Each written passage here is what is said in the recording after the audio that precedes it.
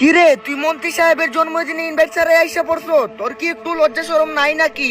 আমি তো প্রথমে মনে করছিলাম ময়লা পরিষ্কার করতে আসছো। ভাই আমি ইনভাইট স্যার আসি নাই, আমি সুনাইরের সাথে আসছিলাম। আচ্ছা যাই হোক, আমি চলে যাচ্ছি। আমি ওকে চিনি না, আমার সাথে আসে নাই।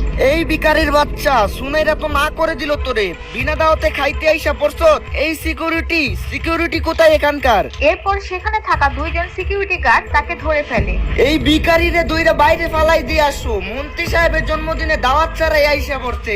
এরপর যখন প্রিমিসকে বের করে দিবে ঠিক তখন বার্থডে বয় মন্ত্রী সাহেব সেখানে উপস্থিত হয়। সবাই তাকে উইশ করতে থাকে। আর ঠিক তখনই মন্ত্রী সাহেবের চোখ পড়ে প্রিমিসের দিকে, আর সেই প্রিমিসকে দেখেই সাথে সাথে বলে, আরে সিকিউরিটি ছাড়ো না রে, তোমরা জানো উনি আসলে কে? ও মাই গড, এই গরিবের জন্মদিনে প্রেমী চৌধুরী স্যার আসছে। আমার তো বিশ্বাসই হচ্ছে না। চৌধুরী স্যার, আমার কি কোনো ভুল হয়েছে নাকি? আপনি আমাকে বলতেন, আমি আপনার কাছে চলে যেতাম। কে এই প্রিমিস? কেন সে গরিবের বান ধরে থাকে? জানতে চাইলে সাবস্ক্রাইব করে রাখুন।